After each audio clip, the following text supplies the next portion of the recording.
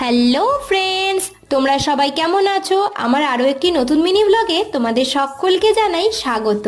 আজকে মা ধনিয়া চিকেন বানিয়েছিল, তো সেটাই কিভাবে বানালো সেটা তোমাদের সাথে শেয়ার করব। প্রথমে চিকেনগুলোকে ভালো করে ধুয়ে তাতে নুন, হলুদ, লঙ্কার গুঁড়ো, টক দই, চিনি, সর্ষের তেল ভালো করে মাখিয়ে ম্যারিনেট করে বেশ কিছুক্ষণ রেখে দিয়েছিল।